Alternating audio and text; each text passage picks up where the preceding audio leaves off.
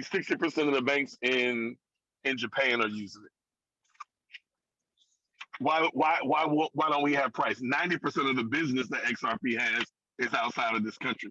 We got shut out, and they flat out said it. Even the CEO, he said it. He said the retail investor was not our. They were not our target market. And then one of the other guys on that's I don't know what his position, but he's one of the executives of XRP of Ripple. He said it on stage. He said it was never intended for the retail investor to have it. Their focus was, he said, that's not the attention that they were trying to grab. Their thing is to get those payments, and that money they want to get in between countries, and they want to get in between financial institutions globally, so that they have a means of transferring money without trusting each other, because that's the issue. Everybody's talking like right issue. now. Yeah, like right now. So it's like, okay, the reserve. No countries don't want the United States dollar to be the reserve currency of the world anymore, because we're taking too much control and we're bossing everybody around. And when somebody doesn't do what we want, we shut them out of the SWIFT system. We put sanctions against them. Like we did against Iraq and Iran when they weren't selling the oil for dollars. When Gaddafi wanted gold, he wanted gold instead of dollar bills. What happened to Gaddafi? He no longer exists. But he was going around the world making deals with other people. And like now, China's trying to they want to be the reserve currency of the world. They want to have the reserve currency of the world. The United States ain't trying to have that. Or better yet, more correctly said, the Federal Reserve Bank is not trying to have that. And so countries are now going behind the United States or behind the Federal Reserve, and they're using XRP to transfer, because XRP is basically the on-demand liquidity part of it is basically a go-between. So you can put a dollar bill in here, and it goes through XRP, and then on the other side it comes out in whatever currency they want it in, and that happens in 3 to 5 seconds. Right, which that's what largely what cryptocurrency is built on, right? It's blockchain. That's called blockchain technology, right? Yeah, that's the intermediary, right? Technology that's like, it's no longer on a human, but it's just on a computer bot, an algorithm or whatever, a formula, an equation. I don't know if I'm saying it correctly, but that's the go-between. So yeah, right. It's no longer on an institution or individual. It's just set up with the parameters, and then it kind of is on autopilot. Right. But here's my question though: why XRP and not another digital currency? What's so special about that one? Well, the what's special about it is they caught on. They saw it. Like now, it would take, like last year, the United States government was talking about, we're gonna have instant payments, and they did it. They called it Fed Now. That's the name of it. The Fed Now system in this country is what's going to replace the SWIFT system. And they said it. They said we'll have this done in 5 years. Well, all of a sudden, in the last 90 days, Fed Now is up and running. Now, Fed Now is up and running because it's running on the XRP ledger, and they're just calling it Fed Now. So you said they, but who's they? Who's saying this? Who's they? Well, I mean, you have like the chairman of the Federal Reserve Board. I mean, they're talking about this stuff. It's like being publicized in like news publications and stuff. Yeah. I watch them what looks like a little boring. Today the Fed speaks. I mean, I tune into that stuff. You're one of those. And the crazy part is, in high school, oh my God, and even in college, I was not that guy. I hated civics. I hated world history. I hated U.S. government. I hated every science class, every social class, macro and microeconomics. Hated it. Now, let's get on it.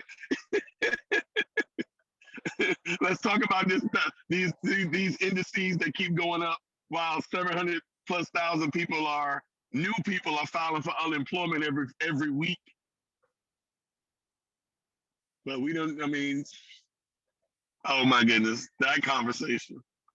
But But I like, was so saying, okay, well, let's talk about Fed now because I still don't understand what that is. Is that you're saying that's like the government cryptocurrency, or what are we talking about here? okay, no. Fed now replaces the SWIFT system. Before, if with the SWIFT system, which was used by everybody around the world that's playing ball with the United Nations. Everybody, all those countries were using the SWIFT system. So basically, okay, remember back in the day, we could send money somewhere, and it could be even to a bank that you know, and they would tell you it's going to take 7 to 10 days, business days, for you to have full access to that money, or we're going to give you access to $1,000 of the $20,000 today. Okay. But that's literally because it would take up to 2 weeks because of the SWIFT system for that money to Transfer. physically show up. Okay. And so XRP, Ripple decided that okay, Oh, they do the same thing, but they do it immediately. we want to move money as fast as you move an email. That was their goal. Okay. And so the Fed now is basically replacing this old SWIFT system that took 3 to 7 days to transfer the money, and that collateral account, that Nostro Vostro account or Nostro Vostro account that's needed, all that money is no longer needed. So that's $27 trillion of money that's just sitting in limbo that can be taken off the shelf and can be spent. That's one of the reasons why I think the United States is why they going stimulus crazy right now, because they got a few $1 trillion that's just hanging in the old SWIFT system that they know they're gonna be able to access once they activate Fed now, because they won't need it because XRP will be that bridge currency. And so Fed now is basically the government's version of XRP, because we can't let it be known that we the government didn't have our own system. We don't want it known to the masses that will never dig to find out that we really went to the private sector to get this technology, because they don't have the time to do it. The amount of coding that it would take them 3 to 5 years to get to it. They don't have 3 to 5 years because China is already testing their digital currency. Do we want to lose to China? Absolutely not. So they had to come on board. So you're saying like there ain't really a choice, like just the way the economy and the world is moving, it's like they no choice. I mean, they but have like a choice. but Get out like behind. okay, so let's on the government side though, like governments use private, stuff all the time, though. Well, here was the Because you were issue. kind of Here was the issue with Ripple. There's 55 billion XRP sitting in escrow. And this is my theory. There's 55 billion sitting in escrow.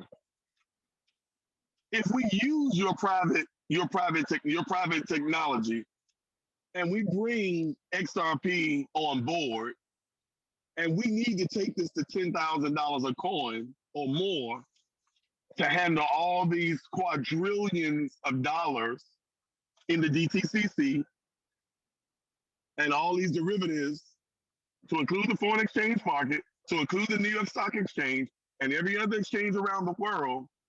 We are not about, the Good Old Boys Club is not about to allow two people who are not a part of the establishment to become the richest men in the world. So since you're not playing right, we're gonna slap this lawsuit on you. Now we know you don't want to lose your worldwide impact. So what we're gonna do is we're gonna slap this lawsuit on you. So you got to sit at the table and negotiate. And that's what they're doing right. That's what they're doing right now. They're drawing up their. I mean, I think the lawsuit's gonna get settled. I think that's the issue. They want to know what you're gonna do with the 65 billion XRP, and can we get some of it? So Think let about me it. ask you this. Mm-hmm. No, go ahead. No, I was just gonna say. I mean, 55 billion times 10. Let's just put 1 0 on it. That's $5.5 trillion. between between two dudes that's from Silicon Valley geeks, and you got the technology that will transform the financial operation of the world. Nah, we need to talk. We need to talk because we can't give you that kind of power. I think that's all that this was about. This lawsuit is about. So, what's your prediction?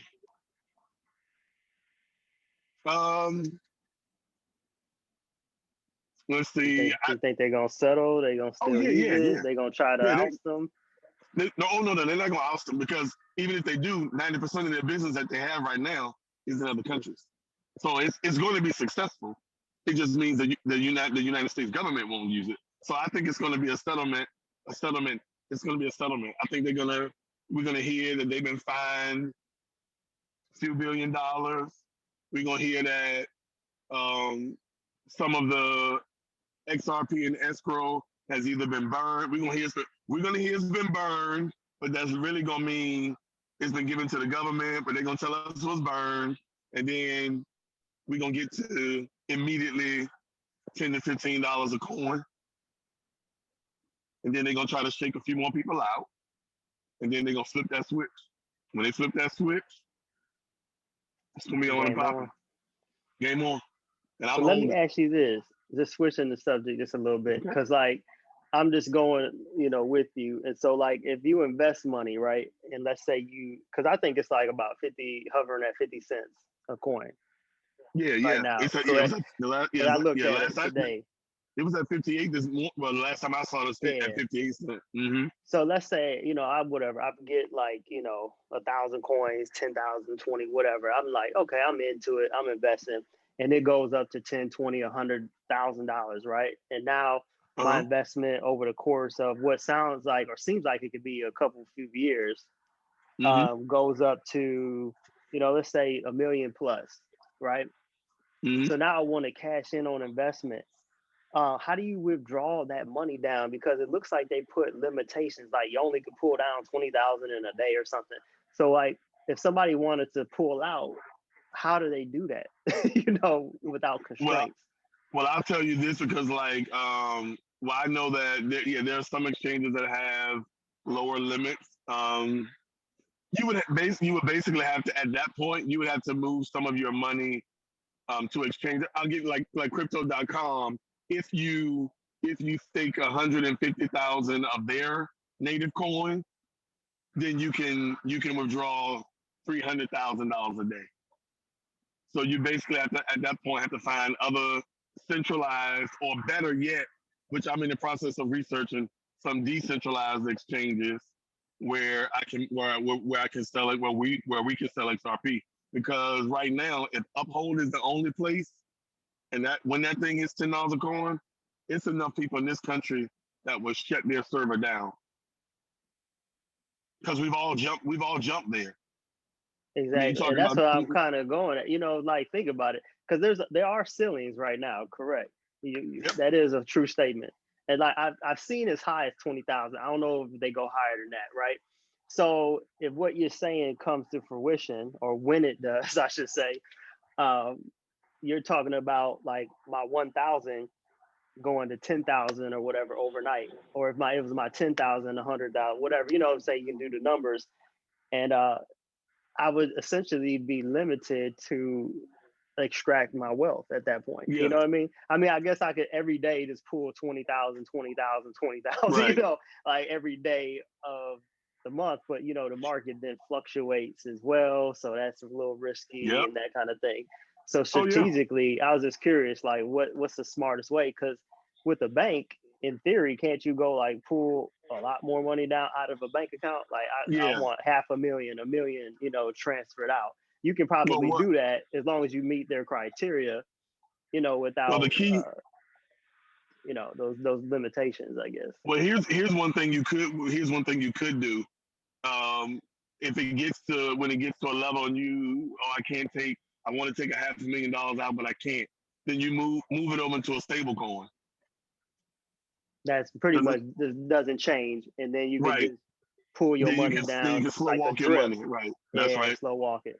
And then I guess now also what you could do is if like you convert it to Bitcoin or something, that if a vendor accepts that as a form of currency, you could actually make purchases. I wonder, is there a limitation on the purchase amount? Like, Elon Musk just announced like Tesla's going to start accepting Bitcoin to buy their vehicles. So like some of their higher end vehicles is like $150,000, $250,000. So am I able to like with one swoop of a transaction purchase a vehicle for a quarter Oh yeah, million if I yeah. You had can the do. coins? Yep, you So can do there's no that right limitation now. on purchase amount, only on withdrawal. Right, multi-million-dollar houses have been purchased in cryptocurrency. There's no limitation on that. Houses are being purchased that way now.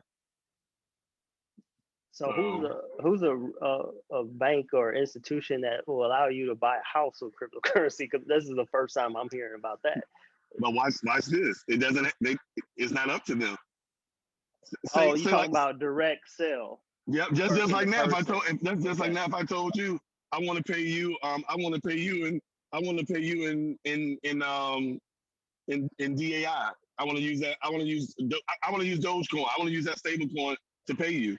Now, if you really want my business and you value my business, say if you had $1 million a month contract, would you not get set up to accept what I'm willing to pay you in?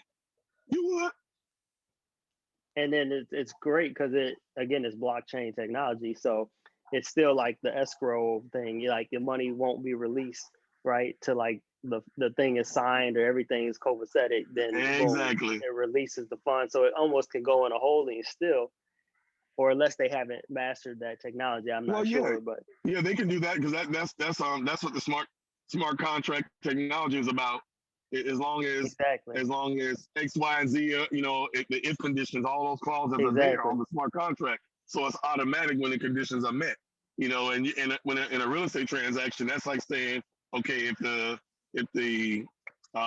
what's the thing, that house inspection checks out, if the appraisal checks out, if this guy, puts the right amount of money in escrow for, does he have the closing costs in there? If all those, everybody does their thing without us having conversations, it's automatic. The house is on the market. I like the house. I put a contract on the house. I did the inspection. We almost never have to have a conversation about that. I mean, they literally, like, when this is ultimately done, real estate will be tokenized. Like, so you'll be able to tokenize your car, and you'll be able to borrow against the equity in your car without with the press of a button. That's crazy. I mean, that's where this is going. Absolutely crazy. So going backwards, you said there's like passive coins. So what's a current example of a passive coin that you trust? I mean, you mean as far as doing business? Right, like we were just talking about withdrawing a large sum. So you're saying you can go into more of a passive vehicle, and you referenced like Dogecoin or something. I don't know if that was one of them, but like if you had like 5 million right now, and you're like, oh, this market might crash or this coin might crash, I need to get my money out of there. Where would you put your money? Yeah, I would split mine through like DAI that's a stable coin. What is DAI? It's a stable coin. I can't DAI I think is what they just call it. But that's a stable coin. What makes a coin stable? Basically, it basically stays at $1. You may see it move up to $1.01, $1.02, but it never goes lower than $1. So if you make that $1 million, and if you grab that $1 million out of your XRP and move it over there, because you can only get $30,000 out today, but you want to move the whole $1 million, to a stable coin. If XRP goes to zero tomorrow, you still got your $1 million sitting in. You still have your $1 million sitting in your stable coin account. The United States has the U.S. has a stable coin now. They came out. They just what's the word? Coincidentally came out with that last year during the pandemic. right before the first stimulus check was put out. Mm. It actually showed up on Coinbase. I'm like, we have a U.S. dollar, and now we have a U.S. dollar coin, and the U.S. dollar coin actually pays you interest, 1% interest. Mm. So it's already happening. The signs are here. Yep, and they were actually trying to put out the stimulus checks in digital currency last year. It was actually written in the bill, but when the final one that was approved, it did not have it in there because everybody was supposed to have a digital account that was supposed to be established by January the 1st, 2021. That was actually written in the draft of the CARES Act last year. So it's going to be done. I wouldn't be surprised that if this $1,400 that they're talking about giving, I wouldn't be surprised if that's not given out digitally. Which it is in a way if they're like transferring it into your bank account, but you're saying not the traditional like banking system. Is right. What you're saying. Yeah. That's what I'm saying. It's decentralized. Yep. But is that their play? Is their play too decentralized or? Well, the government's play is not to decentralize it, because if it's decentralized, which is what people, which is what was the original intent for cryptocurrency. Right. So the so world. Why would the government use cryptocurrency then if it's something that is intended to be decentralized? Unless you're saying the game is being changed, that they're still trying to exercise control. The game is being changed. Yeah, it is, and it is centralized, like Coinbase. I mean, I could get a Coinbase account without showing my ID, without taking a selfie, without saying where I live. They went through KYC. They went through Know Your Customer on me from 9/11. That's a centralized exchange. But there are exchanges that I don't have to present that information. Now that's a decentralized exchange. Okay. And so if the government used that vehicle, it would still be centralized. It would still be a high level of control. It'd just be like a new way of moving money, like exactly money 2.0, essentially. Exactly. Driving people towards a cashless society kind of model. Right there. That works, and that again, and that works for the countries, because now we're not into this. We're not having to move C-130s filled with dollar bills on pallets. Make the transaction. It's on a smart contract. Happens in 3 to 5 seconds. We both can click on the link and actually see that it happened. And not only see that and before you go see that it happened, it's you refresh your exchange, and it's there. That's trustless. I don't have to trust. I don't have to have $1 million sitting here so that you believe that I'm going to spend $1 million. Yeah, because I know it's right there. It's in it's the blockchain, right? It's holding it in escrow, and it's immediate releasing based on the terms and conditions that's binding that money. Exactly. And that's to me the definition of like blockchain, then, right? And that's what cryptocurrency is technically built on. I don't know if that's 100% of the case, but I think that's the way it was, intended to be, or the design, and why blockchain is so powerful, and that combination is so powerful. Because you're right, then it gives you that trust. Like if you're purchasing a house, and you got to sign all these documents, or the title has to be transferred, and before then, the money won't be released, kind of thing. So it's contingent on those things, insurance claim, everything. That would permeate all of society. It is. But still, I think there's going to be the middleman, that's the caveat too, because there's always going to be somebody who wants to be the intermediary, right? That gets in between that. So what are your thoughts on that starting to happen? Well, it's starting to happen, and it's just a matter of how much, how aggressive the governments will get, because some of them have already, or at different times before, we're banning. Like one time, China had banned they had banned Bitcoin at one time, and then they said that their people in China could only get 5,000 a year, India has banned all cryptocurrencies at one point, and now they're open to it. And that's because they were trying when they knew they couldn't control it. And that's when it was like, okay, we got to jump in, we got to get in the game. And so now they're getting in the game, and they're providing countries have provided regulatory clarity to their to those companies about what this is and what this is not going to be. And the United States has done it for certain coins. They gave Ethereum regulatory clarity. They said Ethereum is not a security. Bitcoin is not a security. Okay, but why in that same conversation wouldn't you address XRP? You can go and pull videos and see CEOs of CEOs of Ripple sitting at meetings with the Fed, sitting at meetings in Davos with 114 billionaires with leaders from around the world. But you all never thought to say whether this was a security or not. And now all of a sudden, 8 years later, you want to slap a lawsuit saying that XRP is a security. That's not a coincidence. Y'all, you guys didn't play the game the way we wanted you to play it.